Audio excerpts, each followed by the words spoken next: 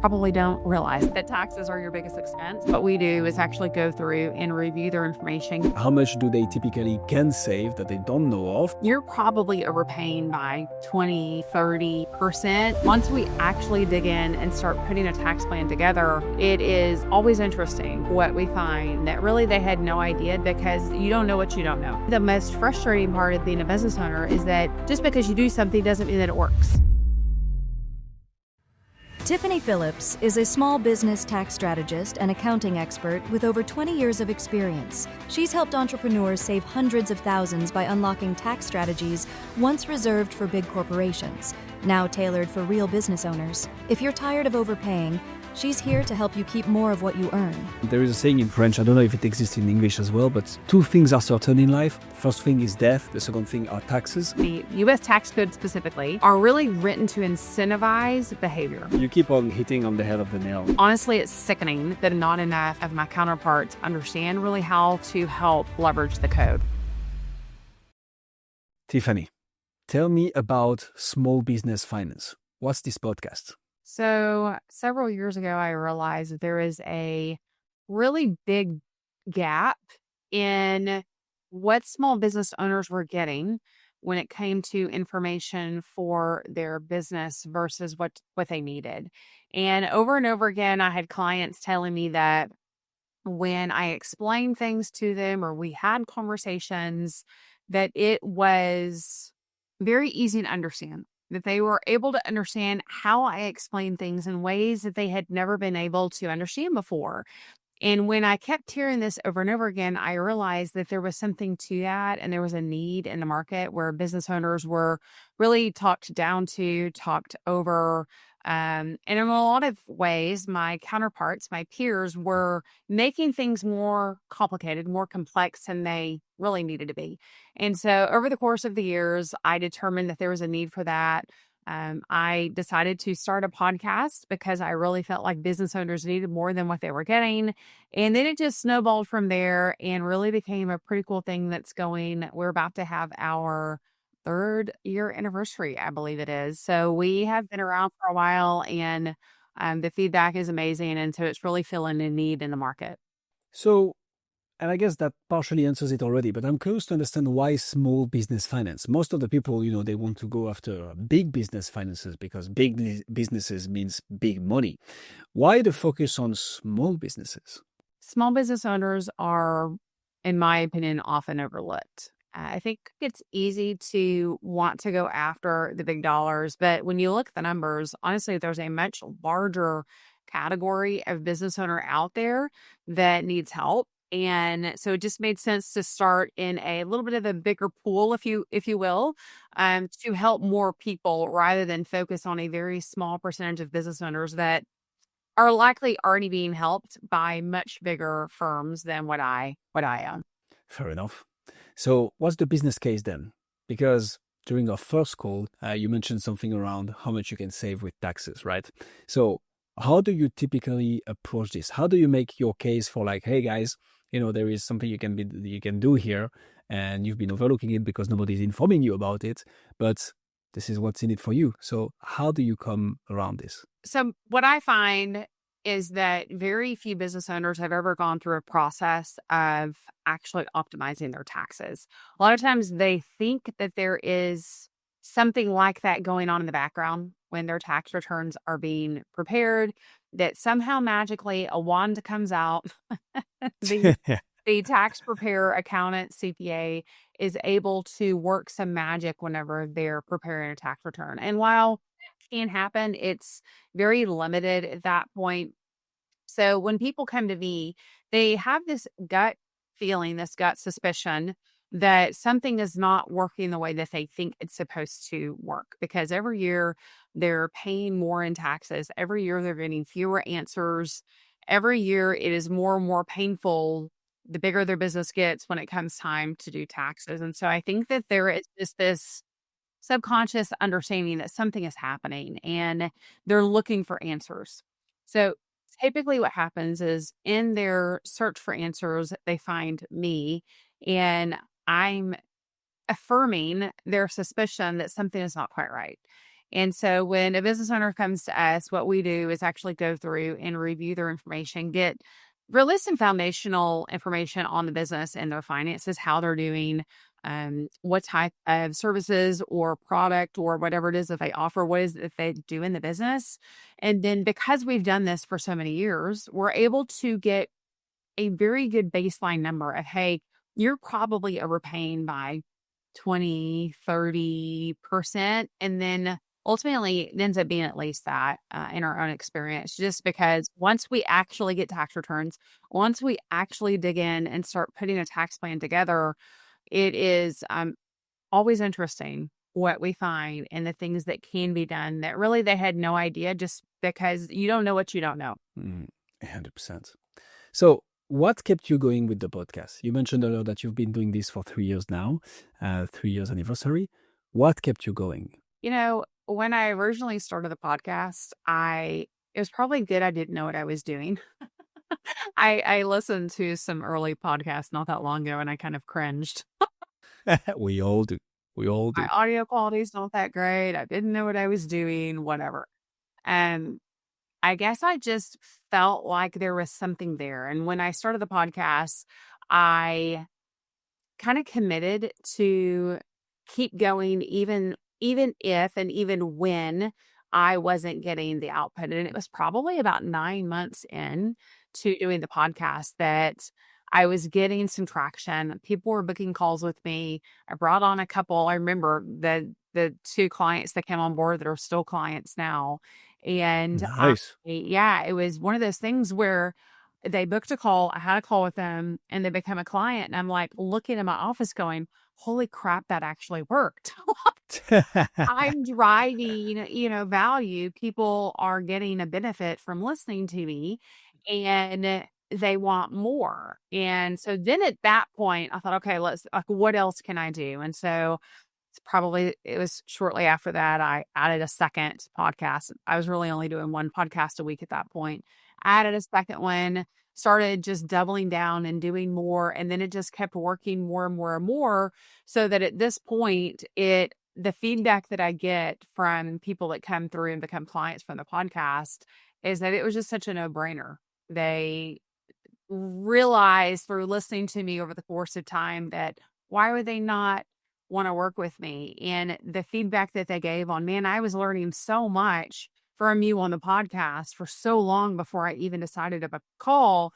And I was sharing your podcast and sending it to friends. And so even beyond the money, right? Like ultimately, we're business owners. And so we need to make money. But also when people are getting so much value and you're helping them so much, even if you never know their name, that inherently gives me such a good feeling knowing that people out there that I have never met in my life are benefiting from something that I'm doing. And so I love both ends, getting clients and also knowing that business owners are getting help that they wouldn't otherwise get. So I love this. Give so much value that it becomes just a no-brainer for people to reach out to you when they actually need help. So you made the choice that not many podcasters make, actually, which was to go up to 2 episodes per week. I think now you're even publishing more than this. Yeah. So 2 questions from this, and answer them the way you want and the order you want. But first thing is, how do you still come up with content, right? Because that's something people struggle with a lot. They're like, okay, I released, in your case, 250 plus episodes. I have covered everything. So how do you keep on coming up with content? And second question is, how do you stay consistent? Because 3 episodes a week is no small deal. So how do you organize all this? So we'll talk about consistency first, because when it comes to content, that is always the hard part. And first, I will say I started small with 1 episode a week. And before I decided I wanted to jump to 3, I determined that I would start with 1 and I would commit to that. I would do that one. And I'll be honest, there were plenty of weeks that, like, the day before or the morning of that I'm supposed to be launching this podcast, I'm like, I don't have an episode. What am I going to talk about? And so I really skinned my knees a lot over the years trying to just get into that habit. Then it became a habit of 1 a week. and I was seeing the benefit of having one episode a week. So adding two was a little bit easier. But then I got really good at doing two. And before I Okay. added the third, I was really good in that habit. And I'll be honest, I'm getting to the point where 3 episodes a week is pretty easy. I've been doing it for let's say like over 4 months now. I've been at 3 episodes a week. So don't try to run a race before you've even started crawling is really the whole point there. You can't expect to be really good at what you do, really consistent at what you're doing. It's like saying, hey, I want to lose 50 pounds and I'm going to work out every day. I'm only going to eat salads. All these different things, right? I'm going to get 10 hours of sleep at night and I'm going to do all of that on the first day. No one succeeds in that ever. And so really being gentle with yourself and realizing that this is a long game and you're not going to be perfect out of the gate. And frankly, if you miss one episode, because there were times in there that I was not being inspired, I was having a hard time being creative, whatever it was, and I missed an episode or I repurposed an episode. Like in my early days, I did that a few times because I felt like that was better than not doing anything. I could change the title and probably no one would notice. I'm guessing no one ever has. No one's ever said anything to me about it. So repurposing as well. And as far as getting creative, my creative juices flowing, there's a few different things. Number one, conversations with clients, which admittedly, I don't have as many of those anymore. So that is hard because I've grown to Yeah. the point that I have a team and my team is really the one that interacts with the clients the most. It's funny because I actually had 2 client meetings today, which is a lot for my week. I don't have another one tomorrow. I normally don't have that many client meetings, but in those conversations, I'm paying attention. What are the things that they're meeting with me specifically about? Because if you're meeting with me, it means we've got a bigger thing going on. One of them is wanting to sell some ownership of his business and bring in an investor. And so that's kind of a big deal. I've got another one that is needing some lending options and she's really trying to figure out like, what does this look like? She's in a really tough part of her business and she wants to brainstorm. And then the other one's actually starting another business. And so these are really big topics that a lot of business owners go through, and there will be little nuggets, I'm sure, that come from that.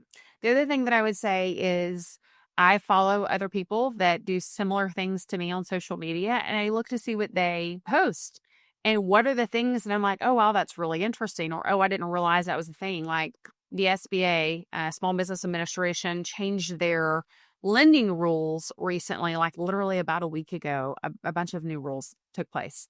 And I missed that. I had no idea. And I followed someone, they had a post about it. And I'm like, this is fascinating. So I did some research and I have a podcast episode coming out in, I think, like a week and a half on it to speak to that thing. So I think a lot of times it feels like we have to go in and be the brainchild of everything. And we've got to figure out all of this stuff. You do not. Other people are putting stuff out there. Now, do not plagiarize them. Don't go in and take everything that they've said and just simply regurgitate it, but use that to help spur your own creative juices.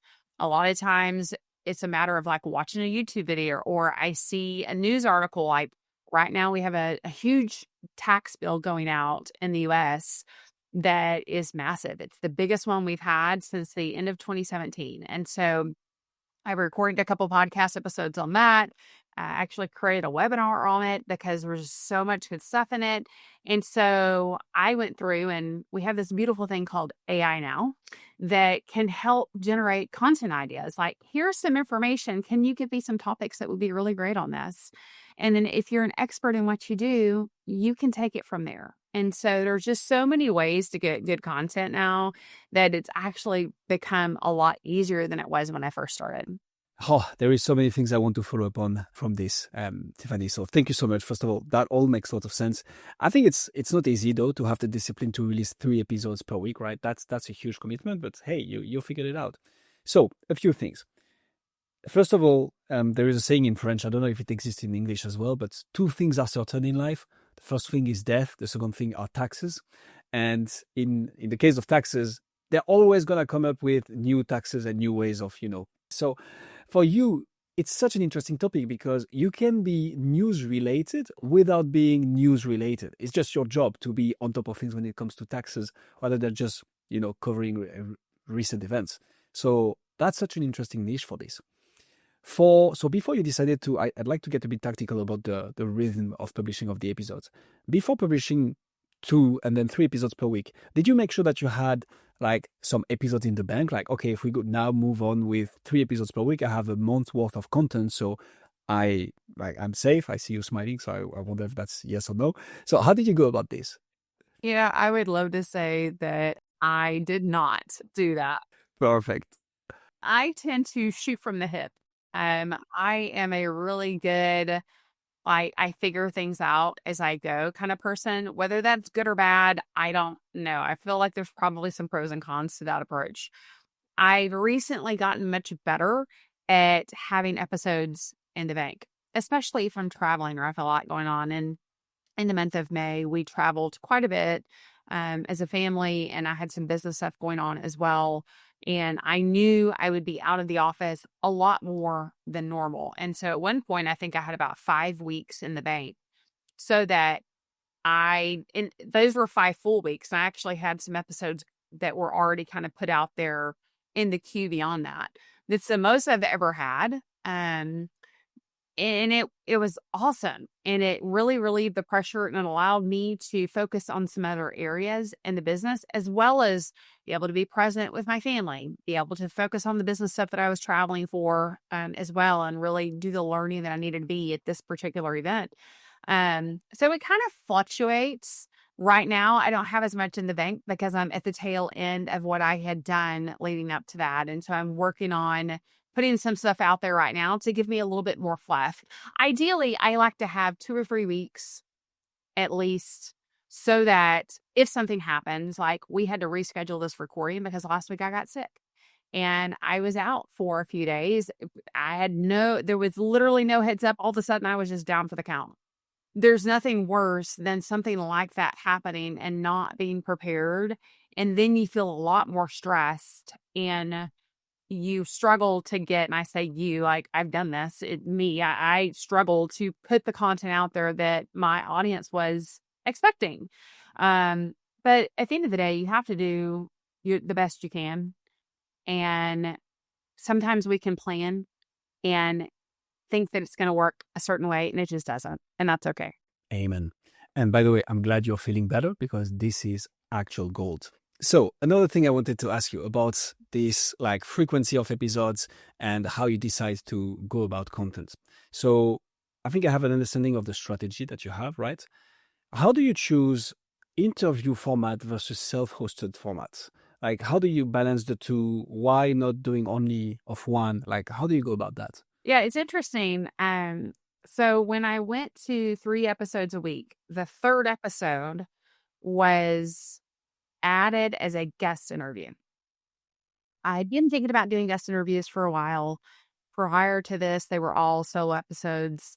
And I thought, you know what? I don't know. Let's see. You don't know if something's going to work until you test it. And so I determined that I would give it 90 days of testing to see if my audience liked the guest interviews, if it correlated into more booked appointments for my sales team, or what that looks like if my downloads went up. Like, what did the metrics say? Because ultimately, if the numbers don't report something positive, then there is no point in doing whatever the thing is, right? I love this. Data-based. So I gave it about 90 days, started looking at the numbers, started kind of figuring out, like, were we getting more booked discovery calls for the sales team? And downloads definitely had gone up, as you would assume and kind of imagine that they would, because you put more out there, more people, especially if they're subscribed and they're getting alerted that, hey, there's a new show out there, then the regular listeners are going to listen more. And if you think about it just from a logical perspective, it is more SEO, more titles and metadata and all the things that are SEO driven that are going to grab more attention. But interestingly enough, it wasn't correlating into more booked sales calls. Interesting. Yeah. And it's been something that I've been kicking around in my brain. I'm like, this is odd. Why would that be? I don't understand. And so I'm actually about to start testing something else. I'm at the tail end of the Spoiler. yeah, spoiler alert to anyone that's gonna go listen to my show. So I'm actually going to stick with 3 episodes a week. Okay. They're all gonna be solo episodes, and I'm gonna test that out next for another 90 days or so. And if that correlates to more booked calls, then fantastic. We found the formula. If it doesn't, then I'm going to test something else. I don't know what that next thing is, but that's probably the most frustrating part of being a business owner is that just because you do something doesn't mean that it works. Oh my God, this is so good. So I want to double down on this because this is so important, Tiffany, and I love this. So being database, right? First of all, it's super important to get going, right? For anybody listening to us right now who doesn't have a podcast yet, but thinking of starting, just start. It won't be perfect. It won't have the best audio, but you need to start and get going. But looking back at data, where do people drop? What's the retention rate? What topic is a hit? What topic is not a hit? Is there a release date, a release day in the week that provokes and generate more downloads or less?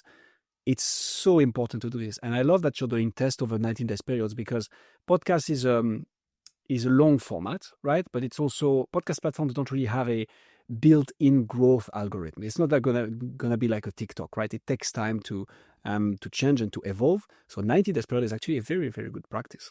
I was going to add to that I think that's why a lot of people don't stick with podcasting because I see these statistics, right? And at this point, I can't imagine dropping my podcast. But I'm also, as you mentioned, I'm well into the 200 episodes. So I've been doing it for a long time.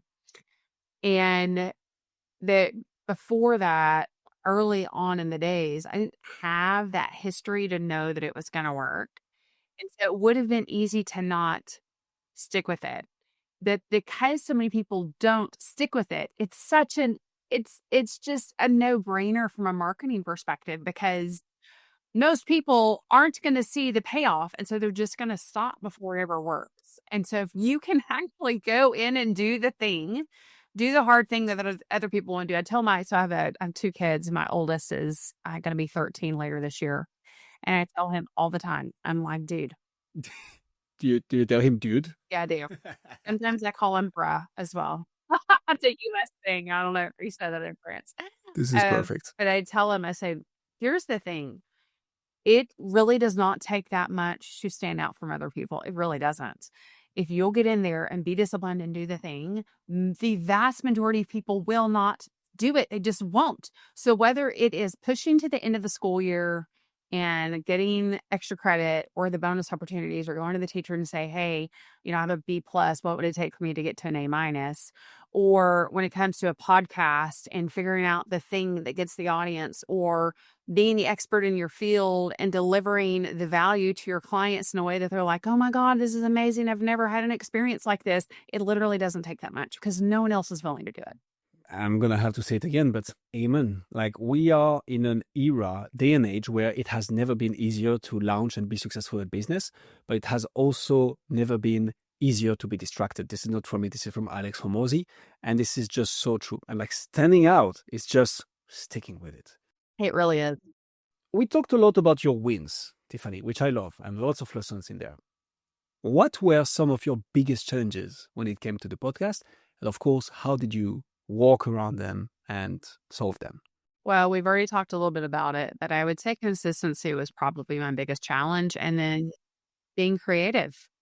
When I started the podcast, I was at a point in my business where I was very much in the day-to-day and also would have to flip a hat off and take off the day-to-day working with client hat and put on my creative hat. It was really hard to flex between that because I am more of I always get it confused if it's right, like brain or left brain, but I do a ton of numbers, right? And so I live in that world.